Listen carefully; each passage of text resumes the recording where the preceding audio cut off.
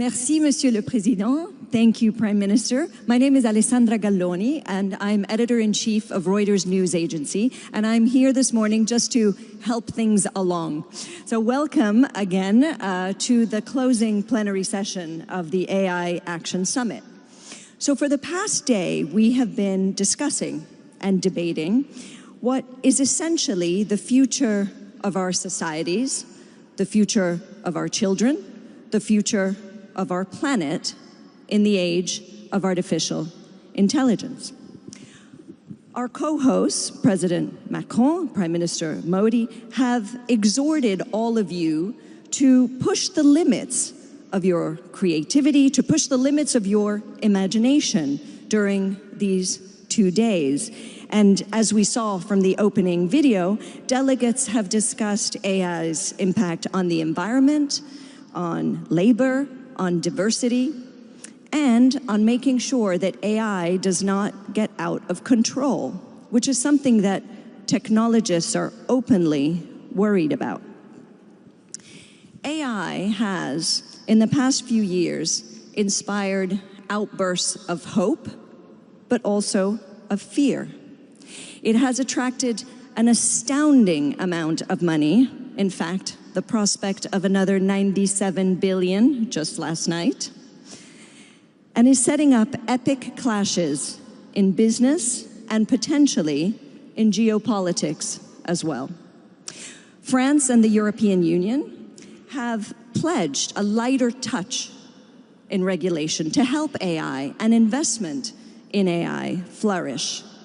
But as President Macron said last night at dinner, and I hope you don't mind my quoting you, paradise cannot mean the Wild West. Indeed, there may be no better measure of the stakes for the world than the simple fact of this high-octane guest list here today, in this room. We have a large cross-section of global leaders in government, technology, finance, civil society. You will set and have already shaped the future of this technology. As the editor of a global news organization whose news users are in all of your countries and look to us for fact-based news on all of your companies, I can assure you that the world is watching this event very, very carefully. So, who knows? I mean, maybe it is possible that years from now, people, and perhaps even a conscious AI, will look back upon this meeting as a milestone in humanity's relationship with thinking machines. So with this, I would like to welcome all the panelists of the sessions today to the stage. If you could all come up together, even though you're in 2 different sessions. So I'll call you one by one. Ms. Ursula von der Leyen, the President of the European Commission, please. Mr. Pharrell Williams, I saw you earlier. Yes, your seats are on your chairs. Mr. Artist, Mr. Pharrell Williams. Ms. Anne Bouvreau, the Special Envoy of the President of the Republic, please. Mr. Sundar Pichai, CEO of Google, please. Ms. Soo-Yeon Choi, Director General of Naver. Saw you last night at dinner. I know you're here. There you are. Mr. Petteri Orpo, Prime Minister of Finland, please. And Ms. Doreen Bogdan-Martin, Secretary General of the International Communications Union. And last but not least, Mr. Faith Birol, Director General of the International Energy Agency. So the first session, which will be moderated by Anne Bouvreau, who has been instrumental, and a big thank you to Anne for setting up this entire event of the past 2 days, will be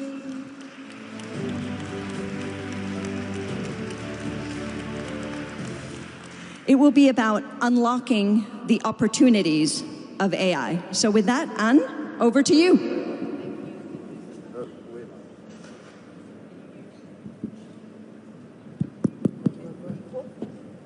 Working. Thank you. Thank you so much. Good morning, everyone. Thank you so much for being here. This notion of unlocking opportunities and shared progress has been our driver towards the preparation of the summit. Throughout all the preparation, the trips that I have taken, I have heard all over the world everyone telling me we want to be part of this AI revolution. We want to be able to develop our own solutions. We want to be actors. We want to be players. And we are looking forward to come to Paris to be able to have this discussion. So, of course, there is great hope from AI. There's hope for progress in medical research. There's hope for progress in science. There's hope for new climate solutions. There's also hope for progress and new art and creativity, and we will be discussing this. But how can we make sure that these opportunities are unlocked in the short term, now or very soon? We will hear today from our distinguished guests and speakers what they are doing to make this possible, by defining strategies, by listening to the world's experts, by announcing investments, and by a number of actions. We will also, during this session, be talking about an initiative that is unveiled at the summit today, a decentralized partnership to help harness AI's vast potential. But before we get into more detail, it gives me great pleasure to welcome His Excellency, Vice President of the United States of America, J.D. Vance, to come to the podium. It is an honor. It is your first trip, international trip outside of the United States since taking office. We're delighted to have you here.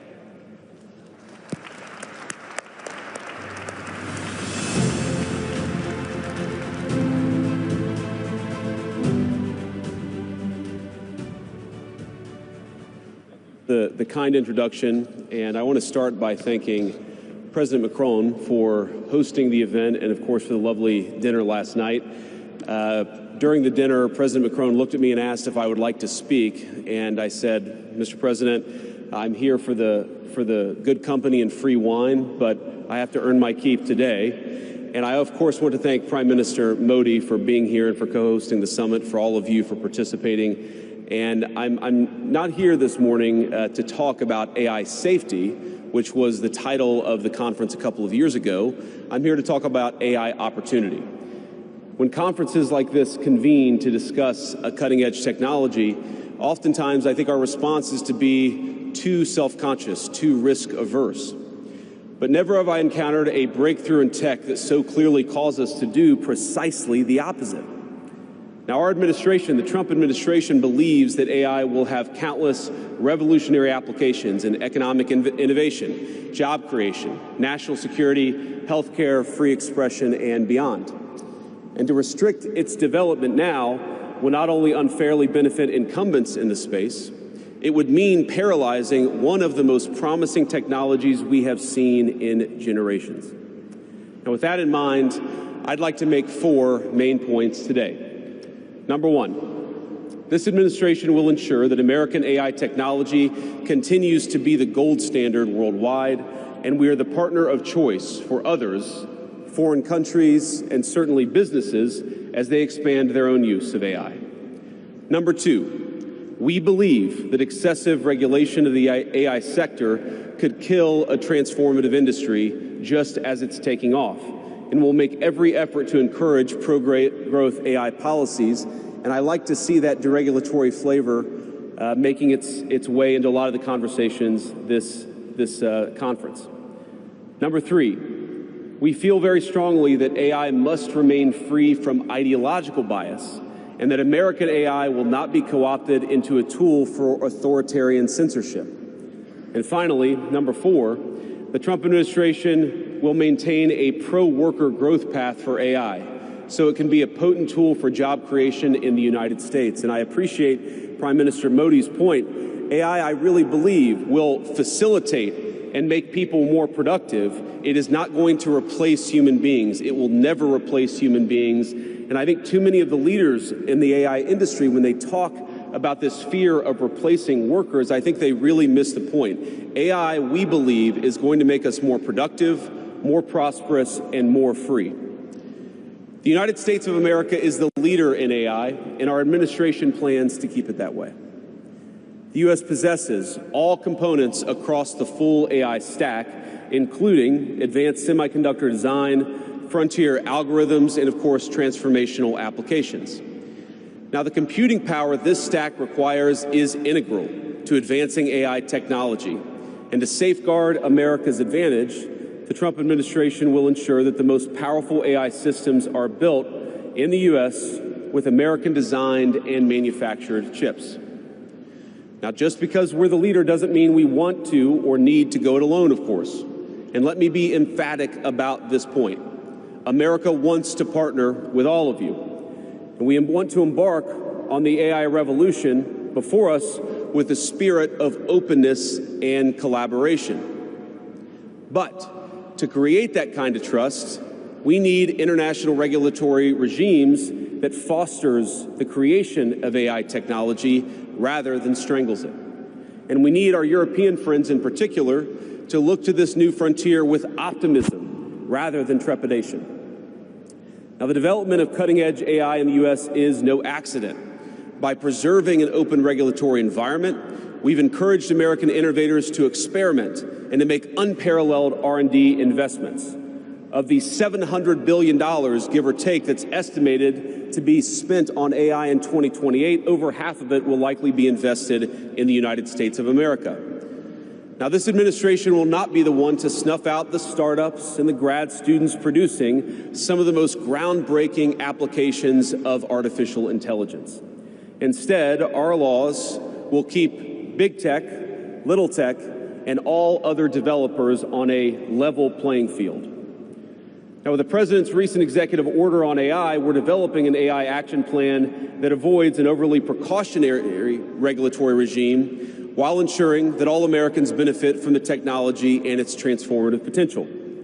Now, we invite your countries to work with us and to follow that model if it makes sense for your nations. However, the Trump administration is troubled by reports that some foreign governments are considering tightening the screws on U.S. tech companies with international footprints. Now, America cannot and will not accept that, and we think it's a terrible mistake, not just for the United States of America, but for your own countries. The U.S. innovators of all sizes already know what it's like to deal with onerous international rules.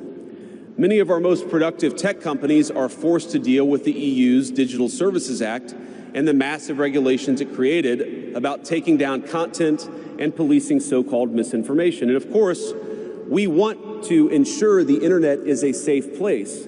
But it is one thing to prevent a predator from preying on a child on the internet, and it is something quite different to prevent a grown man or woman from accessing an opinion that the government thinks is misinformation.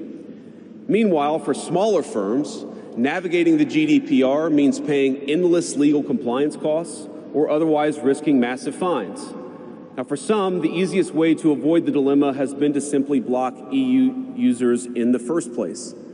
Is this really the future that we want? Ladies and gentlemen, I think the answer for all of us should be no. Now, there's no issue where we worry about more than regulation when it comes to energy. And again, I appreciated the comments of so many at the conference because they recognize that we stand now at the frontier of an AI industry that is hungry for reliable power and high-quality semiconductors.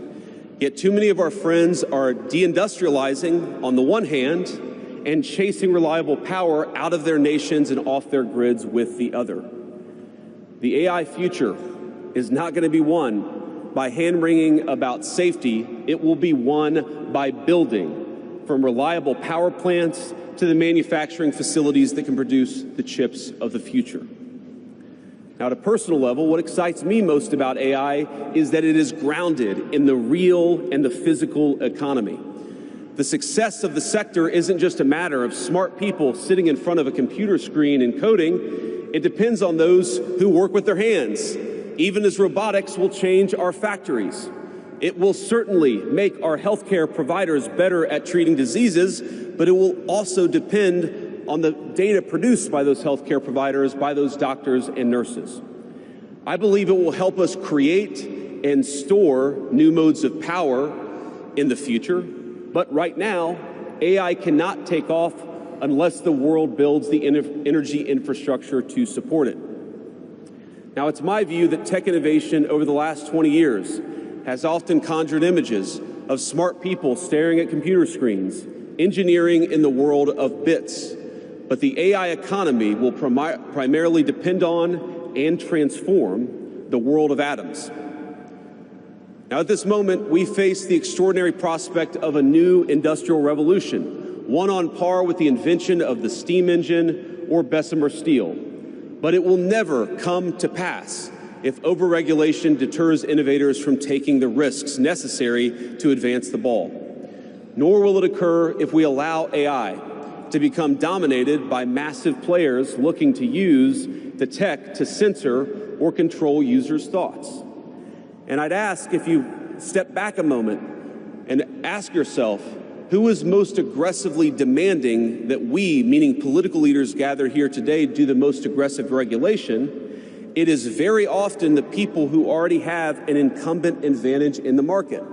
And when a massive incumbent comes to us asking us for safety regulations, we ought to ask whether that safety regulation is for the benefit of our people or whether it's for the benefit of the incumbent. Now, over the last few years, we've watched as governments, businesses, and nonprofit organizations have advanced unpopular and, I believe, downright ahistorical social agendas through AI. In the U.S., we had AI image generators trying to tell us that George Washington was black or that America's doughboys in World War I were in fact women. Now, we laugh at this now, and of course it was ridiculous, but we have to remember the lessons from that ridiculous moment. And what we take from it is that the Trump administration will ensure that AI systems developed in America are free from ideological bias and never restrict our citizens' right to free speech. We can trust our people to think, to consume information, to develop their own ideas, and to debate with one another in the open marketplace of ideas. Now, we've also watched as hostile foreign adversaries have weaponized AI software to rewrite history, surveil users, and censor speech. This is hardly new, of course. As they do with other tech, some authoritarian regimes have stolen and used AI to strengthen their military, intelligence, and surveillance capabilities, capture foreign data, and create propaganda to undermine other nations' national security. I want to be clear. This administration will block such efforts, full stop. We will safeguard American AI and chip technologies from theft and misuse, work with our allies and partners to strengthen and extend these protections, and close pathways to adversaries attaining AI capabilities that threaten all of our people. And I would also remind our international friends here today that partnering with such regimes, it never pays off in the long term. From CCTV to 5G equipment, we're all familiar with cheap tech in the marketplace that's been heavily subsidized and exported by authoritarian regimes. But as I know, and I think some of us in this room have learned from experience, partnering with them means chaining your nation to an authoritarian master that seeks to infiltrate, dig in, and seize your information infrastructure. Should a deal seem too good to be true, just remember the old adage that we learned in Silicon Valley: if you aren't paying for the product, you are the product. Finally, this administration wants to be very clear about one last point. We will always center American workers in our AI policy. We refuse to view AI as a purely disruptive technology that will inevitably automate away our labor force. We believe, and we will fight for policies that ensure that AI is going to make our workers more productive, and we expect that they will reap the rewards with higher wages, better benefits, and safer and more prosperous communities. From law to medicine, manufacturing, The most immediate applications of AI almost all involve supplementing, not replacing, the work being done by Americans. Now, combined with this administration's worker-first approach to immigration, we believe that a U.S. labor force prepared to use AI to its fullest extent will instead attract the attention of businesses that have offshored some of these roles. To accomplish this, the administration will make sure that America has the best trained workforce in the world. Our schools will teach students how to manage, how to supervise, and how to interact with AI-enabled tools as they become more and more a part of our everyday lives. And as AI creates new jobs and industries, our government, businesses, and labor organizations have an obligation to work together to empower the workers, not just of the United States, but all over the country, all over the world. To that end, for all major AI policy decisions coming from the federal government, the Trump administration will guarantee American workers a seat at the table, and we're very proud of that. Now, I've taken up enough of your time, so I'd like to close with just a quick story. This is a beautiful country, President Macron, and I know that you're proud of it and should be. And yesterday, as I was touring Les Invalides with General Gravette with my 3 kids, he was kind enough to show me the sword that belonged to America's dearest international friend from our own revolution, of course, the Marquis de Lafayette. He let me hold the sword, but of course he made me put on the white gloves beforehand. And it got me thinking of this country, France, and of course of my own country, and of the beautiful civilization that we have built together with weapons like that saber. Weapons that are dangerous in the wrong hands, but are incredible tools for liberty and prosperity in the right hands. I couldn't help but think of the conference today. If we choose the wrong approach on other things that could be conceived of as dangerous, things like AI, and choose to hold ourselves back, it will alter not only our GDP or the stock market, but the very future of the project that Lafayette and the American founders set off to create. Now, this doesn't mean, of course, that all concerns about safety go out the window, but focus matters. And we must focus now on the opportunity to catch lightning in a bottle, unleash our most brilliant innovators, and use AI to improve the well-being of our nations and their peoples.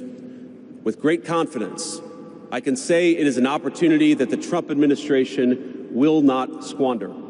And we hope everyone convened here today feels exactly the same. Thank you, and God bless you all. Thank you. Thank you very much for your comments. I would now like, it gives me great honor to call to the podium Her Excellency President of the European Commission, Ursula von der Leyen.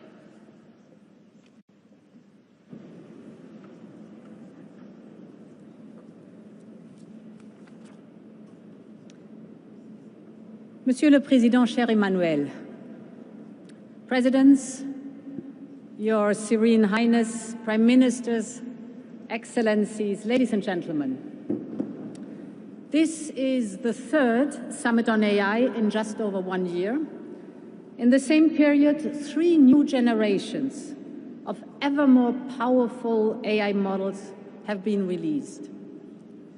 Some expect models that will approach human reasoning within a year. Now, the past summits focused on laying the groundwork for AI safety. We built a shared consensus that AI will be safe and that it will promote our values and benefit humanity. But this summit is focused on action. And that is exactly what we need right now. The time has come for us to formulate a vision of where we want AI to take us as a society and as humanity. And then we need to act and accelerate Europe in getting there. And that is what I'd like to address today, Europe's specific place in the global race on AI. We want Europe to be one of the leading AI continents. And this means embracing a way of life where AI is everywhere. You all know that AI can help us boost competitiveness, protect our security, shore up public health, make access to knowledge and information more democratic. And this is what you, the entrepreneurs, the researchers, the investors, the business leaders are showcasing here in Paris and that you are doing every single day. This is a glimpse of the AI continent we want to become. Now, too often, I hear that Europe is late to the race, while the United States or China have already gotten ahead. I disagree, because the AI race is far from being over. Truth is, we're only at the beginning. The frontier is constantly moving. Global leadership is still up for grabs. And behind the frontier lies the whole world of AI adoption. AI has only just begun to be adopted in the key sectors of our economy and for the key challenges of our times. And this should be Europe's focus. Bringing AI to industry-specific applications and harness its power for productivity and for people. And this is where Europe can truly lead the race. So Europe has everything to gain. But of course, we need our own distinctive approach to artificial intelligence. Too often, I have heard that we should replicate what others are doing and run after their strengths. I think that instead, we should invest in what we can do best and build our own strengths here in Europe. Our own strengths are our science and technology mastery that we have given to the world. As this summit shows, there's a distinct European brand of AI. It is already driving innovation and adaptation, and it is picking up speed. So, what are the main features? First, European AI focuses on AI adoption in complex applications, using our unique industrial and manufacturing data and know-how. Second, European AI is cooperative. It brings talents together from different countries, from different sectors, from different backgrounds. It is that same spirit of our collaborative approach to science which has produced many a breakthrough and a huge pool of talent. Just think about Horizon Europe. And third, European AI embraces the power of open source. And open source can spread much faster along with proprietary systems. It is for all these reasons that the AI startup scene in Europe is booming. The number of unicorns has increased by 10 times in just a few years. So this European brand of open innovation is showing results. But now it needs to be supercharged. It needs to get a push. And this is why it's the right place to be here at this AI Action Summit. We will act in two ways. First, we want to accelerate innovation. Europe has some of the world's fastest public supercomputers. We're now putting them at the service of our best startups and our best scientists so they can forge the AI we need. They can test their model. They can train their model on our supercomputers. In just a few months, we've set up a record of 12 AI factories, and we're investing 10 billion euros in them. And this is not a promise. This is happening right now. And it is the largest public investment in AI in the world. So this will unlock over 10 times more private investment. Our goal is that every company, not only the big players, can access the computing power they need. We want AI developers to compete based on how innovative they are, not just on their access to chips or the size of their financial firepower. And now we are also bringing AI factories to the next level, to AI gigafactories, very large data and computing infrastructure for very large models. We want to replicate the success story of the CERN in Geneva. As you all know, CERN hosts the largest particle accelerator in the world, and it allows the best and the brightest minds in the world to work together. And we want the same to happen in our AI gigafactories. We provide the infrastructure for large computational power. Researchers and entrepreneurs and innovators will be able to join forces. Talents of the world are welcome. Industries will be able to collaborate and federate their data. We're creating safe space for them. Just take the European health data space. Because yes, AI needs competition, but AI also needs collaboration. And AI needs the confidence of the people and has to be safe. And actually, this is the purpose of the AI Act, to provide for one single set of safe rules across the European Union, 450 million people, instead of 27 different national regulations, and safeties in the interest of business. At the same time, I know that we have to make it easier, and we have to cut red tape, and we will.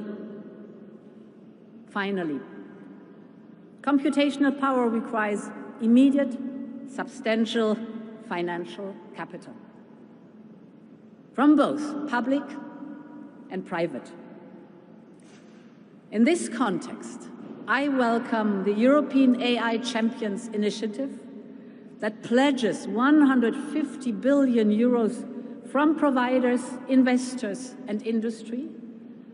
And today I can announce that with our Invest AI initiative, we can top up by 50 billion euros.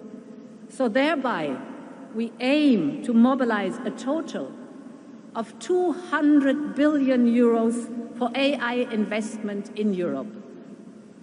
We will have a focus on industrial and mission-critical applications.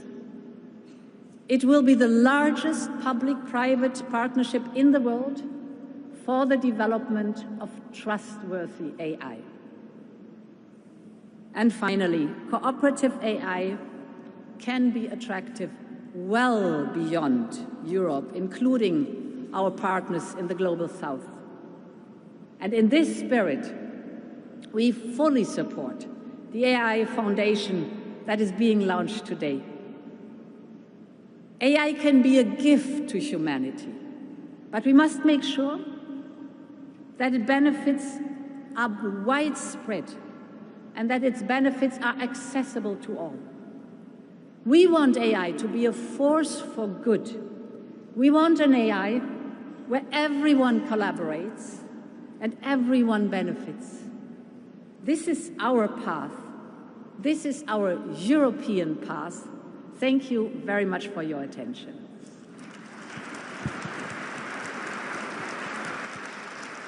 Thank you.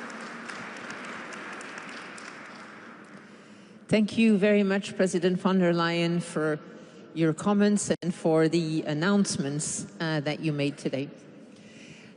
It gives me great pleasure to continue this discussion on unlocking opportunities. And we've discussed the opportunities that we tend to speak about a lot in health, in a number of sectors. Let me maybe start by one of the not so obvious ones. Let's start with arts and creative industries. First of all, we have dedicated during this AI week a whole weekend to this topic of AI and art and culture. We have had both wonderful creations showcased by artists, but also discussions about the challenges that lie between AI and creation, because it's not always something that comes as the first example of benefits of AI. With us today, we have Farah Williams. We're delighted to have you here. You're an extraordinarily creative artist, and so who better than you could share a few thoughts about AI and creativity? Farah, please. Thank you. Thanks for having me. I don't know how you guys do this with the thing in the ear.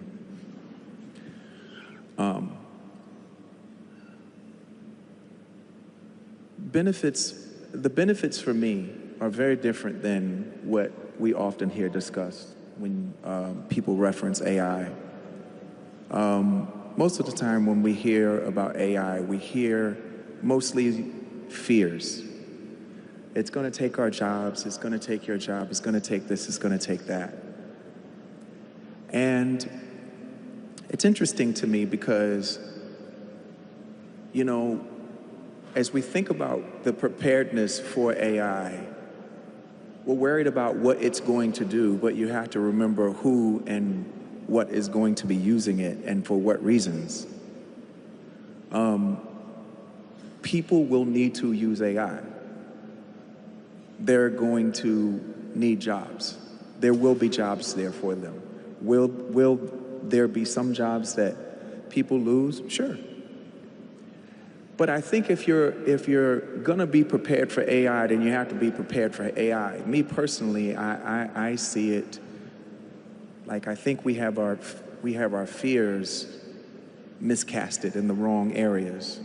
Like, I don't think we should be fearful of what AI is going to do. What we should do, you know, in this whole AI race, what we need to remember is the human race. Because it's humans that are essentially going to be using the AI, and it's what they're going to do. You know, are they people with good conduct or bad conduct? Are they people with great ideas, inspiration, and innovation, or is it criminals? Right? I think we need to work on ourselves.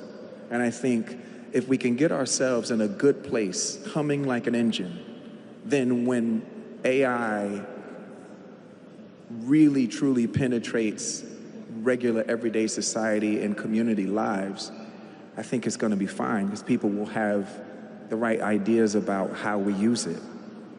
It, in my opinion, you know, it's just like alcohol or a car or firearms. Believe it or not, it takes responsibility. Alcohol in the wrong in the wrong hands is a problem. A car in the hands of someone who is too young and inexperienced to drive it could be life-threatening. AI is no different. It's who's using it and what the intention is what I think we need to think about first and foremost. Do you use AI for some of to help you create, or do you just use it in daily life, or do you just not use it? Well, that's the other thing too. You know, people talk about like creatives using AI. We wouldn't use AI to help us write a song. Well, then what would we do, right? AI is much more like worker bee, minutia are the ways that we would use it. Other people would use it in a computational way, you know, in some lab or you know, maybe an organization set up in some sort of, with tech, would use it in a completely different way. But the way that we would use it would be much more like utility. It wouldn't replace creativity. I just think that there's just too much fear around it. And, you know, there was a whole thing around the year 2000 as well. But we're fine, we survived that. Or, you know, in my country they call it libraries, here it's called a bibliothèque. It's still there, you can go visit it.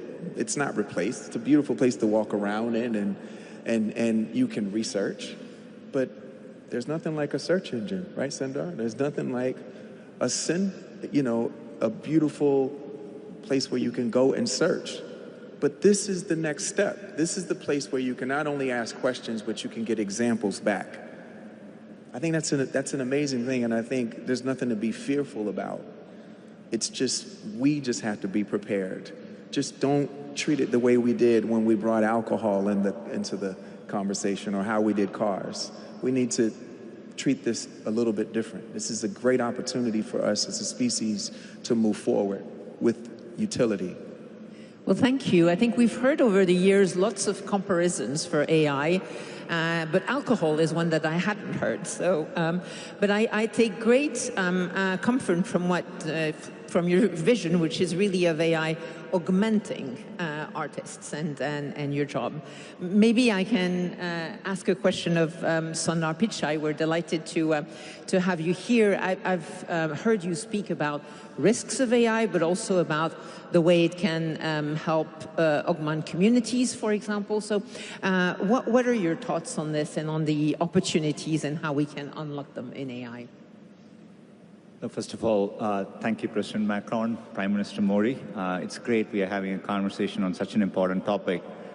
Look, at Google, we have felt this important tension, both, the wonderful opportunities AI presents.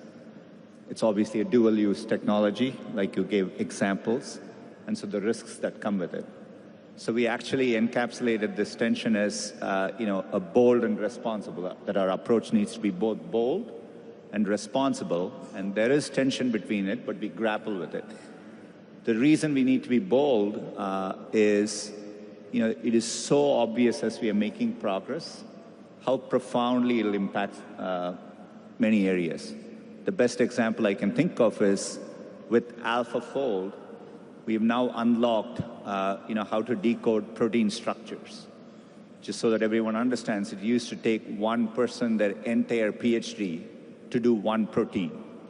And within 3 months, AlphaFold unlocked over 200 million protein structures.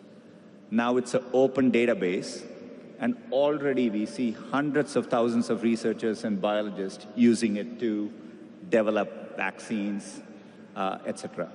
So you can so tangibly feel the impact of progress. So you feel a moral imperative to be bold and accelerate progress there, right? And when it comes to the economy, it's very clear that you'll be unlocking more productivity. And I do worry people who don't adopt it, countries which don't embrace it, can get left behind through this crucial moment. So those are all the opportunities we see, and we want to lean in to drive that progress.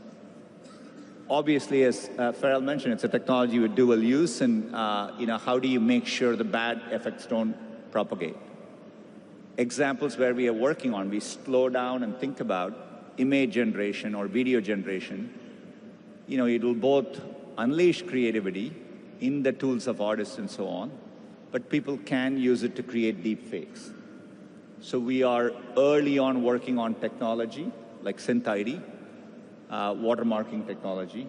We will need standards, and those are areas where governments and private companies can work together to create a standardized way to detect deep fakes, right? And so you have to take that balance as we move through this, and we embrace it.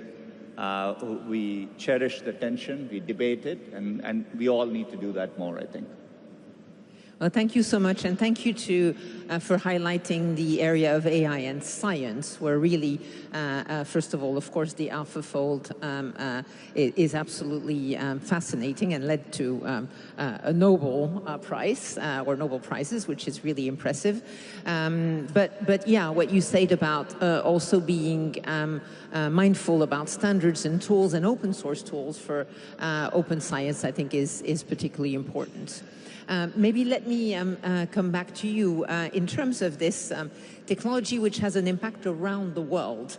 Do you see a challenge in potentially having this opportunity developing more in developed markets, in Western economies, and maybe not around the world? Do you have any thoughts on whether you have fears about that and whether you could see a need for action in this direction?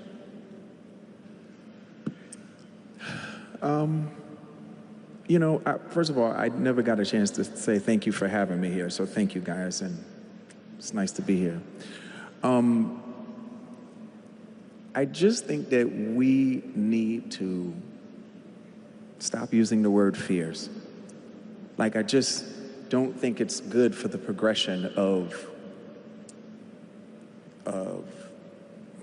just our species. It's just not really done well for us. Calling this unlocking opportunities. Yes, we're on opportunity. Yes, it's, you know. Listen, there's one thing for us to be concerned, but not for us to be fearful.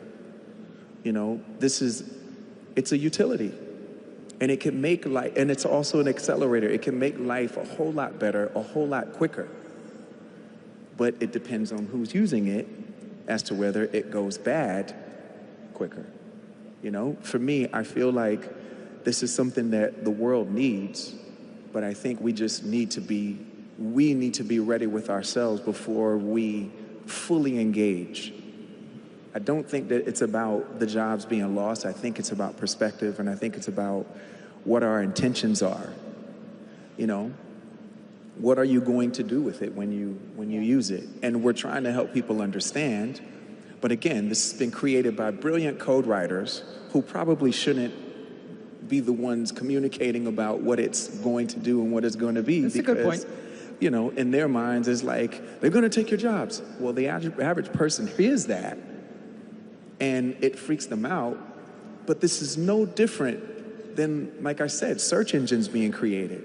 There was this whole thing on how libraries are going to be burned down, and, you know, they were not going to use them anymore. And that's not what's happened. What's happened is search engines make things a whole lot easier. People got answers a lot quicker.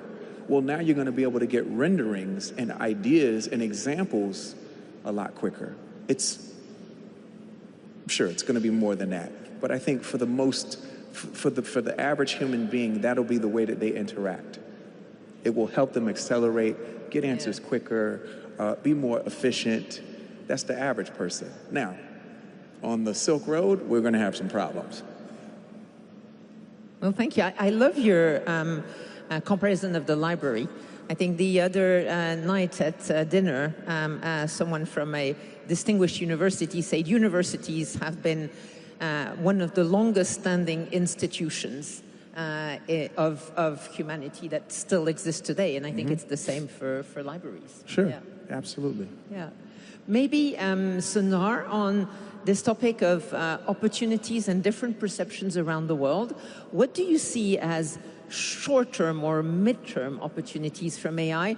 Let's say not 10 years, we don't know what AI will be in 10 years, but and maybe not what we know today, but 2 to 4 years from now, and around the world, what do you see as opportunities and ways to make sure they become reality if it's, in case it's not obvious that this happens just by itself? Look, in a 2 to 4 year time frame, and thank you for, 10-year time frames are hard to predict, but in a 2 to 4 year time frame, maybe I'll highlight a key area which us and a few other companies are working on, which I think will really make progress. We call this agentic workflows. So anywhere you can describe a task in natural language, and the AI can act on your behalf and accomplish that. And so today, to give you an example, there are 2 examples within Google. we have a Project Mariner. It's a browser extension, so the browser can actually go browse and do things for you, complete and come back.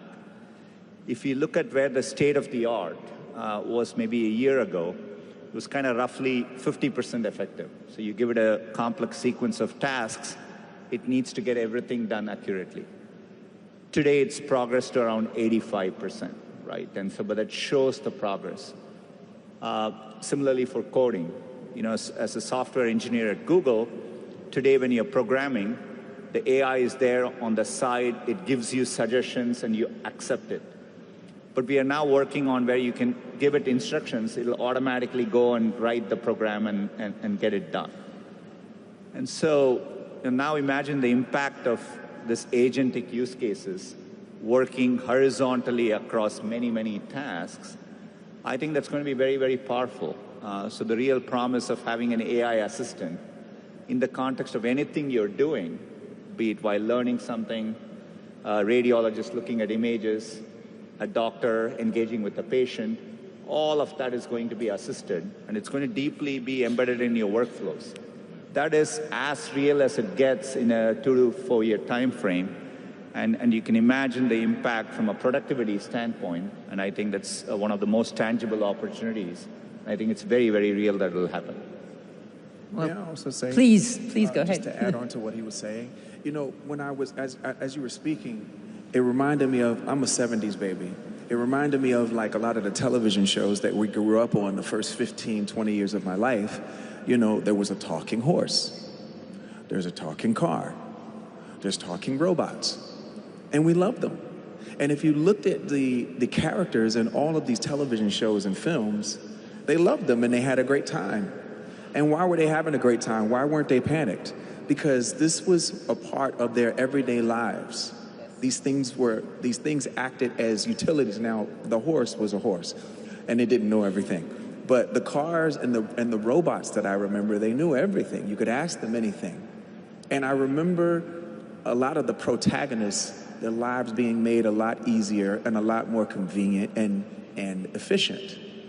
And it's going to be no different than that. The things that we worry about, like I said, are the bad conductors. And we do get used to things once we've had them for a while. Excellent. I think this has been a very interesting discussion. I'd like to thank you both. I'd like to thank our previous speakers on this topic. Again, on this topic of unlocking opportunities, maybe going back to some of the remarks of Prime Minister Modi, we see all around the world people saying, we also want to be part of this. We want to be as ready as people in the US, in some of the European countries, in China. We also want to be part of that. And as such, we have had lots of discussions about how we can make sure open source, decentralized data can help create these decentralized innovation hubs. And to this effect, it gives me great pleasure to welcome to the stage Martin Tisney, CEO of AI Collaborative, who's been working as part of the AI Action Summit team, to tell us about the foundation, the current AI partnership that is being unveiled today. Martin, you have the floor. Good morning.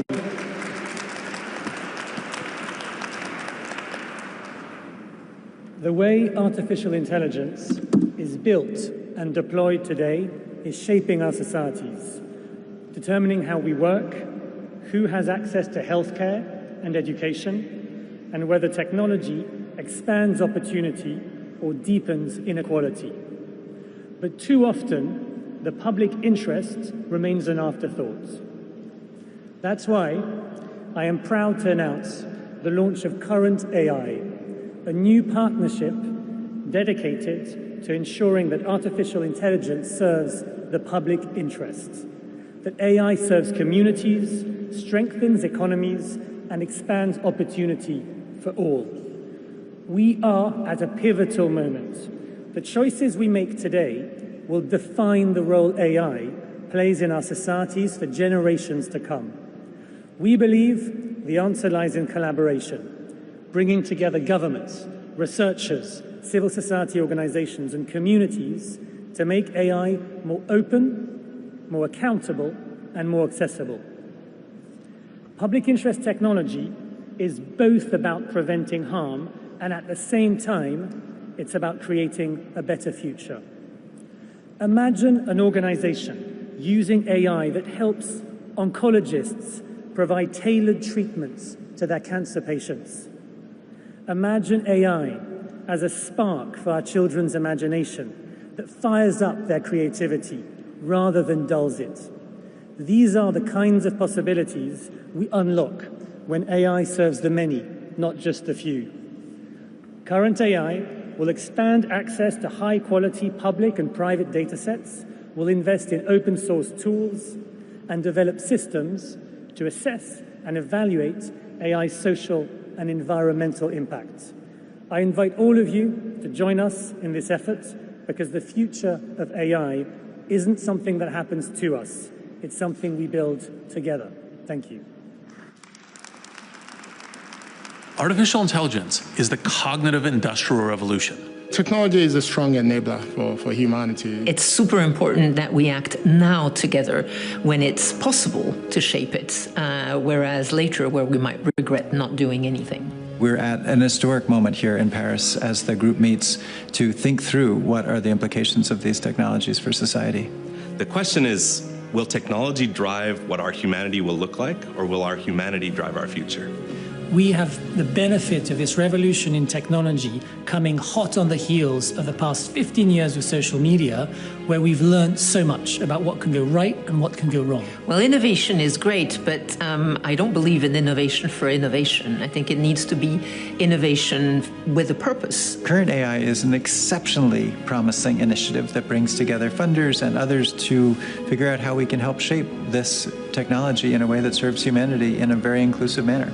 Current AI is a public interest partnership that brings together governments, philanthropy, civil society and companies to unlock opportunities from AI and at the same time minimize harms. It's everyone's responsibility to create AI that works in the public interest. Just having AI does not create the outcomes that we want. Having guardrails, having government, having institutions that are willing to create norms and standards and expectations and aspirations for these powerful tools and technologies are deeply important.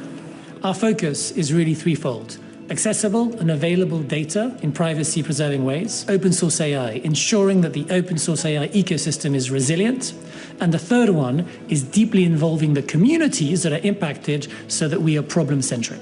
There's a lot of opportunities around applications. In my country, we're investing heavily in agriculture because our population is growing. We have to be able to feed ourselves.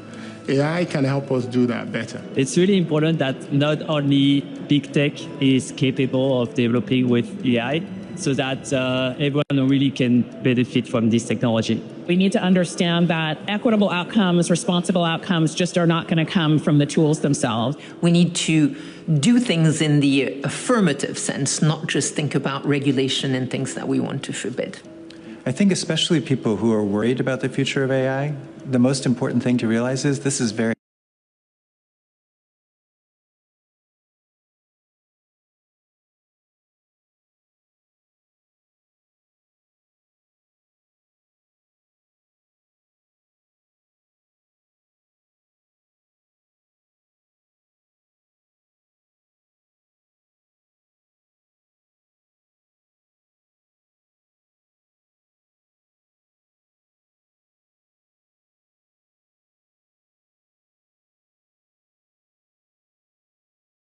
L'intelligence artificielle a quitté l'univers de la science-fiction pour devenir une force puissante qui révolutionne notre monde, transformant nos modes de vie, de travail et d'interaction, alimentant des avancées majeures dans l'éducation, la santé, l'agriculture, mais mettant également à l'épreuve nos valeurs communes et nos droits fondamentaux.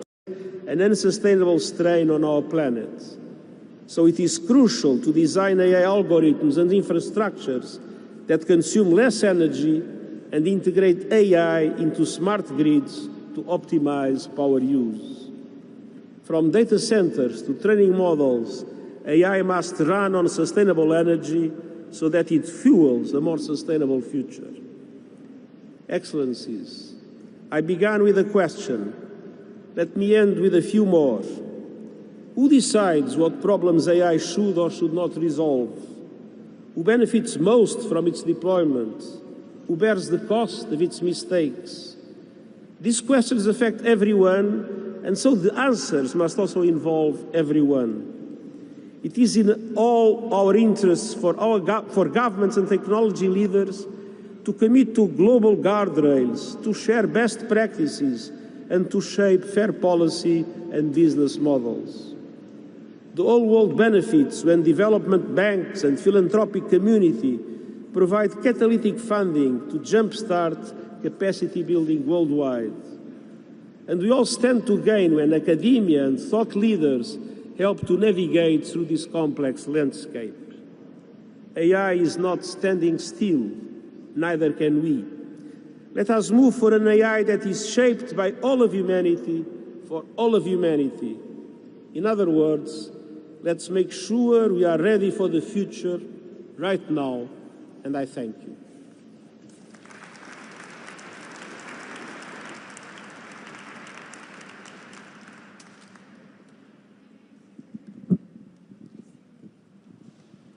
Secretary General. Ladies and gentlemen, you heard the Secretary General. We urgently need to get ready for the future and make sure that AI is shaped by all of humanity, for all of humanity. To help us do that, I'm joined by an incredible group of 3 panelists, and I'd like to introduce them to you now. We have, to my right, His Excellency Prime Minister Orpo, the Prime Minister of Finland. To my left, we have Dr. Fatih Birol, the Executive Director of the International Energy Agency. And back to my right, we have Madam Soo-yeon Choi. She is the CEO of Naver, South Korea's largest internet company and provider of digital services, from search to robotics, cloud solutions, and of course, AI. So, Prime Minister, let me start with you, and if you could share with us some of the challenges, some of the opportunities you have seen in Finland to try to scale artificial intelligence so that it benefits all. Prime Minister, over to you. Thank you so much. Your Excellencies, let me first extend my thanks and congratulations to President Macron and the government of France for making this summit reality, and also to Prime Minister Modi co-hosting this very important summit. This is a landmark effort for building consensus on global cooperation on artificial intelligence, and it is an achievement already how you are gathered, so many of us here. And I want also to recognize the important role that the United Nations plays in building global consensus on these matters. Thank you very much for your speech, Secretary General. As a Prime Minister of Finland, I saw huge potential on AI, potential to strengthen our welfare and security, to boost sustainable economic growth.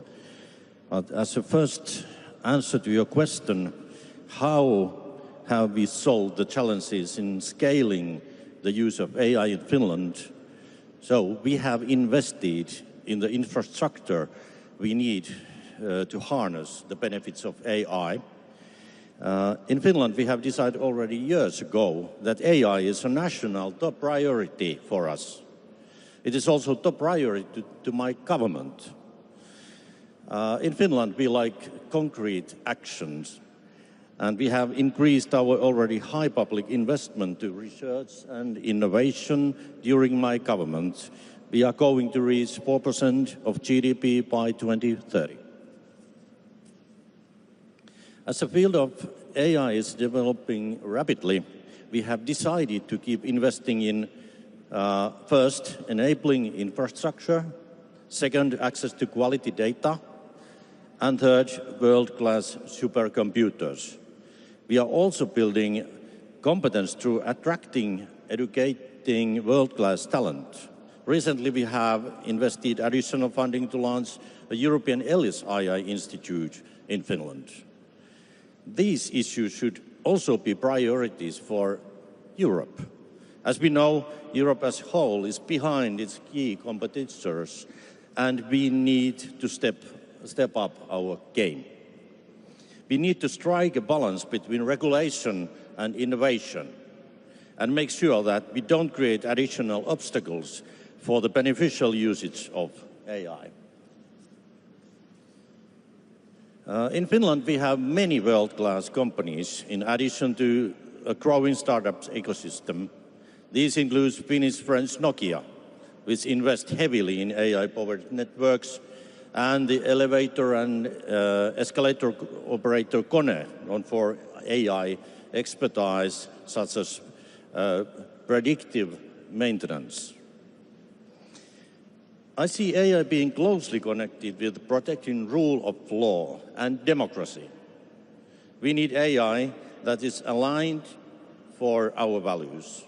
This is where international cooperation in AI governance is critical. My second point is public-private partnership. As a small country, we can be fast and cooperate flexibly across sectors. Our national AI strategies have always been prepared in close collaboration with all stakeholders. This is natural for us. In our case, public and private sector investments are coming together to take AI research and application in Finland to the next level. Finland was recently chosen to host one of the 7 European AI factories, and we are already working to build next-generation pan-European supercomputers through Lumi AI. Serious investments in quantum computing are also taking place in Finland. Our context also means we can quickly launch pilots and experiments. For example, we are now looking for using AI for legislative drafting. And thirdly, sustainable AI. We must find ways to address the energy efficiency demand for AI in a sustainable way. Finland is home for one of the most eco-efficient data centers in the world, running on green energy. And the heat generated is circulated back into the community. This is part of circular economy where resources are not wasted. And finally, Mr. President Macron and Prime Minister Modi, here you are showing the way forward, and it is very crucial for all of us that you are holding this summit here. We are happy to support the Sustainable AI Coalition. This is an excellent way to raise standards for more sustainable AI. Thank you.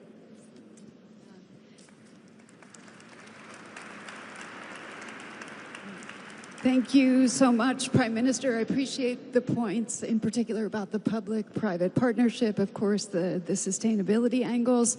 I'm sure many leaders in this room can relate to the way you describe the Finnish experience and how you have tried to scale artificial intelligence in ways that benefit all citizens and all communities. So thank you so much for that. That brings me to my next panelist, Dr. B. Roll, the Executive Director of the leading authority on energy, the International Energy Agency. So, Dr. B. Roll, if you can share with us a bit why it's so important that we understand and we need to make the link between energy and technologies like artificial intelligence, and also how IEA is approaching the AI revolution in your work. Please, over to you.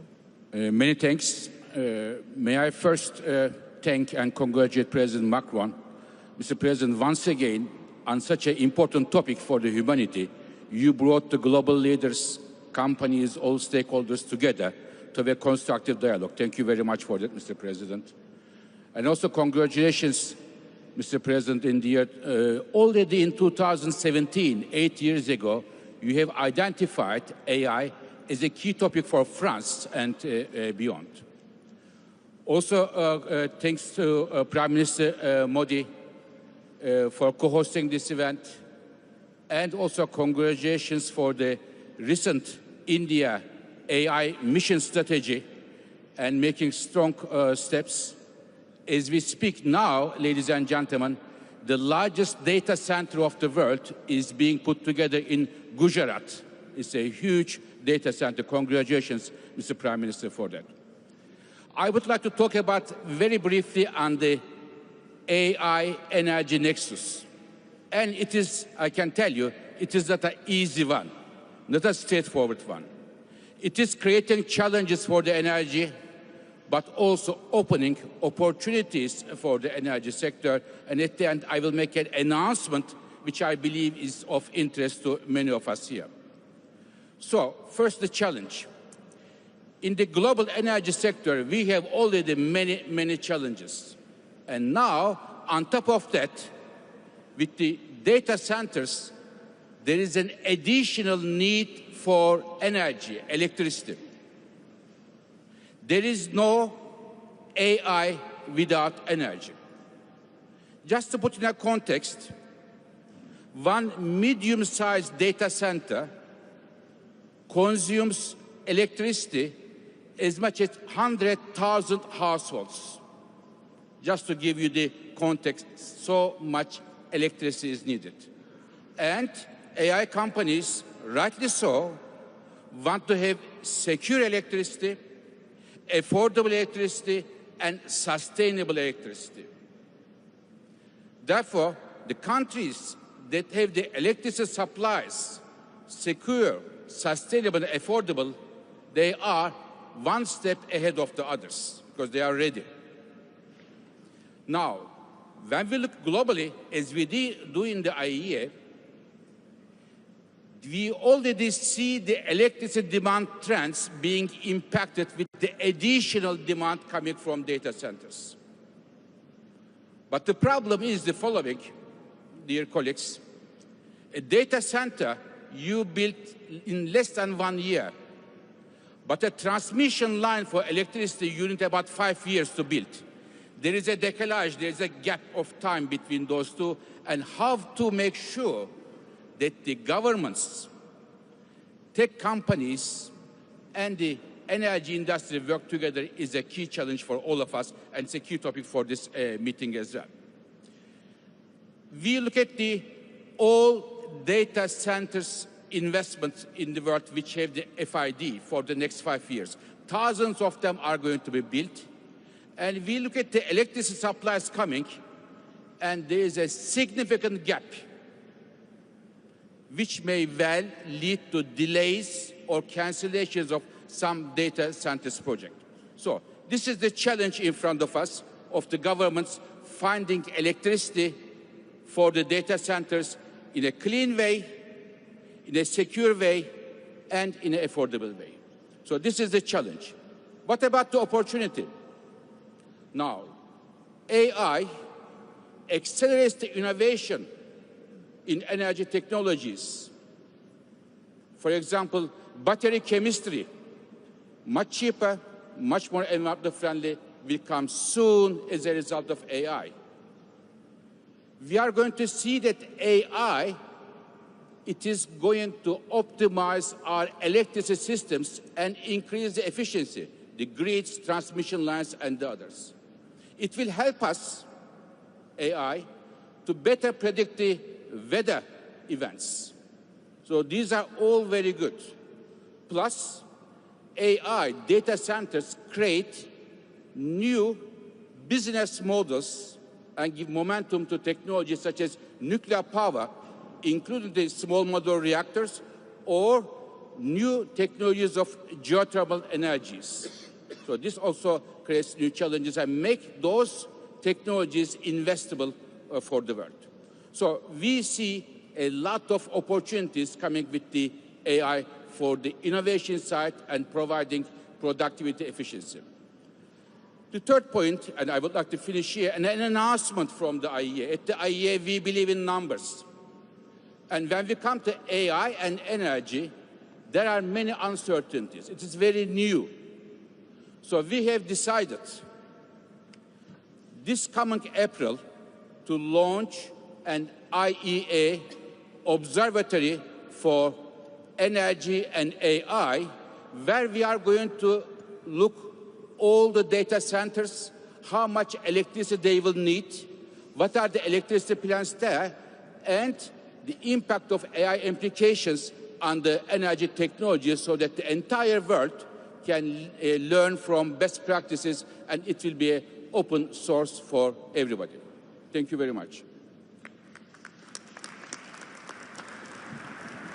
Excellent. Thank you. Thank you so much for that and for elaborating on those challenges that you see as well as the opportunities, and very excited about the observatory. I think that represents exactly the kind of data-driven scientific approach that we need to be able to better understand AI's energy footprint as this transformative technology continues to reshape society and reshape our planet. And we also think that observatory and the AI energy metrics that you're looking at is an imperative, and it's actually a great complement to something the Prime Minister has also just mentioned, and that's the launch, and if I can say today, of our Coalition for Sustainable Artificial Intelligence. We're delighted and excited that this is part of the Paris AI Action Summit.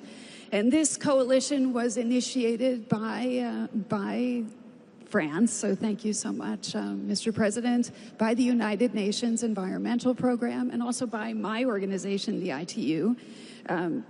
It's a truly multi-stakeholder effort, and it's about ensuring that artificial intelligence develops in the interest not only of our planet, but also of all people, including the developing world. We have more than 90 partners, and Prime Minister Modi, I look to you because India is one of the latest partners, so thank you also for that. We have more than 90 that have joined this coalition, including leading AI companies. We have digital infrastructure firms. We have AI research labs. We have NGOs. We have investment firms. And I think it's actually a historic moment where we show that we can do good things when we join forces, we collaborate, and we advance for a common cause and purpose, which is sustainable artificial intelligence. At the ITU, we're also proud to be contributing to this effort. We want to make sure that all countries have the tools, have the instruments to benefit from AI. We're excited to bring our AI for Good platform also to the fore, where we're focused on skilling, we're focused on innovation as well. We have the CODES work that we're doing that focuses on sustainability for digital services, and we're also working, of course, with our standards partners. We've heard standards mentioned this morning by many. So looking at sustainable AI standards and also advancing climate commitments through our Green Digital Action Initiative. I think it is quite a global effort. It spans all regions, and look forward to taking it further. And that brings me to my next and final panelist, who's also part of this coalition. So thank you, Soo-Yeon Choi from Naver, for being part of it. If you can share with us a bit on the sustainability piece, but also shifting a bit the conversation, how you're using AI to work at scale to enrich both culture and productivity. Over to you. So this is 12-1. So good afternoon, everyone. I'm Soo-Yeon Choi, CEO of Naver. So first, I'd like to express my gratitude for having me at this meaningful event. And for some of the audience that maybe is not so familiar with Naver, I'd like to introduce about our company.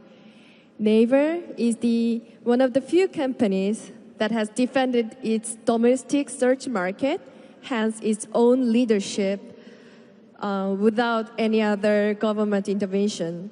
We are also the third company globally to develop our own hyperscale AI model. We are go-to service for the majority of the population in Korea, with users in globally. We started our company as a search engine 25 years ago, and our services have expanded to social media, commerce, fintech, content, and cloud as well. This is very interesting. Today's topic, are we ready for the future? It is the question. It is all of our employees has it in our mind, because we are not as big as global giant, but we successfully survive for now. For Naver, diversity is one of our most important values because we are the search engine. So if you ask me how we survived, I can answer that because we are always serious we have our own digital ecosystem.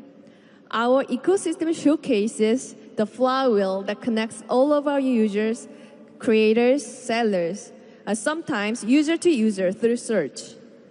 Creators and sellers use our search engine to promote their content.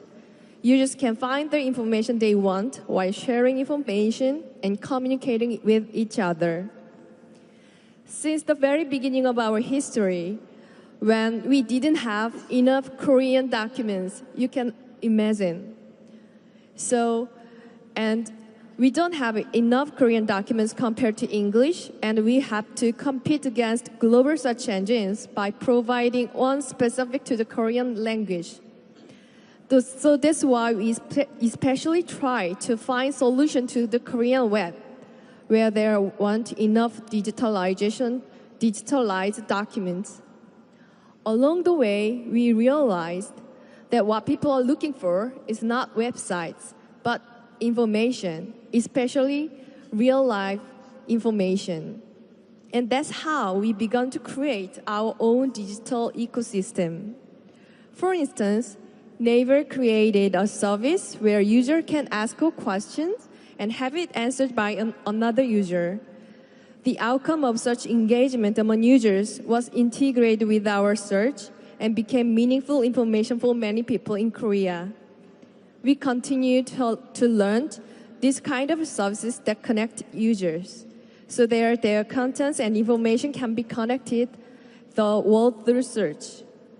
We believe this kind of our efforts continue in the age of AI, where AI is changing search and the content platform and user experience paradigms. Questions and answers to numerous information, posts that deliver daily tips, and unique products from sellers, these contents are what we recreate with AI as everyday tools for users. Our AI will be a tool that connects users, creators, and sellers in a more refined way.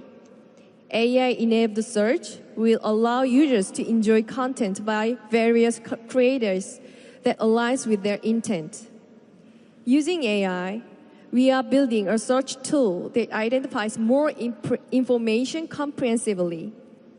This tool also lets users connect more deeply with content that suits their intents and interests.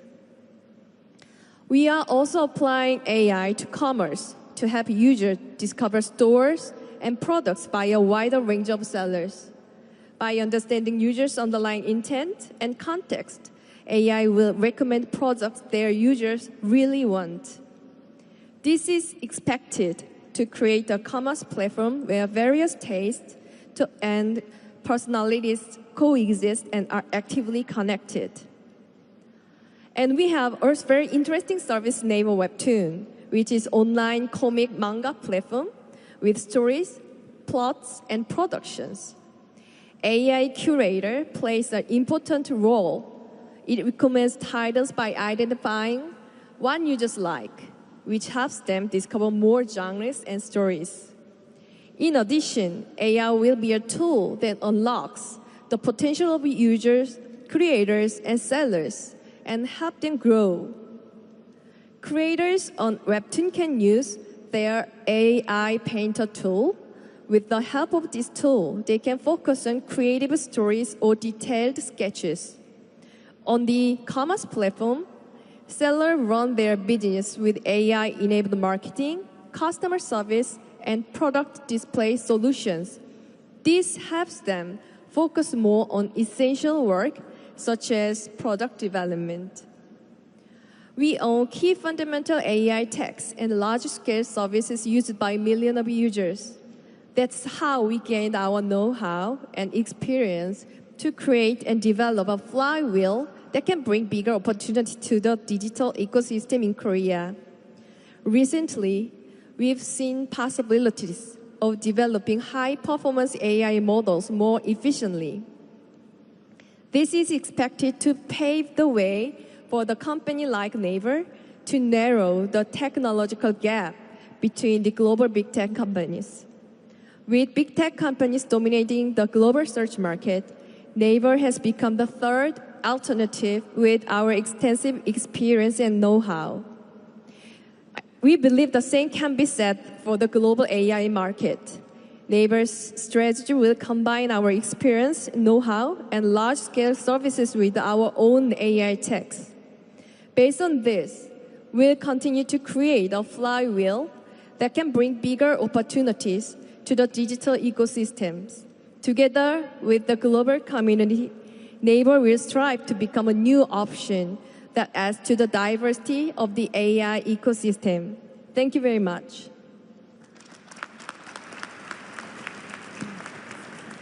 Thank you. Thank you so much for sharing the Naver story and how you leverage the local context to create such a thriving digital ecosystem. Thank you for that. So, ladies and gentlemen, we started this session with a question. Are we ready? The UN Secretary General made it very clear we must be. And I want to thank my three panelists. Thank you for sharing how we can get there and how we can do it sustainably. Thank you for that. I think with countries like Finland that are already adopting and scaling artificial intelligence with an inclusive, iterative, agile approach to innovation, with international organizations like IEA bringing essential data and analysis to help inform the global dialogue on energy and artificial intelligence, and of course with companies like Naver, making sure that AI is actually relevant to local markets, to cultures, because that's how we can make sure that no one is left behind in this AI revolution. Most of all, we need the international multi-stakeholder cooperation. I think that's something that's also been shown in our Coalition for Sustainable Artificial Intelligence. I do think we are better prepared than ever. I think we are prepared to ensure that AI is beneficial, that it's beneficial to all of humanity, to people, and for planet. And Prime Minister, as you mentioned this morning, that artificial intelligence is used for good and for all. So with that, ladies and gentlemen, thank you very much, and I hand back to Alessandra. Over to you. Thank you, Doreen, and thank you for that great recap of the second session. Well, all that remains then is for the last word. And the last word goes to our host, President Macron.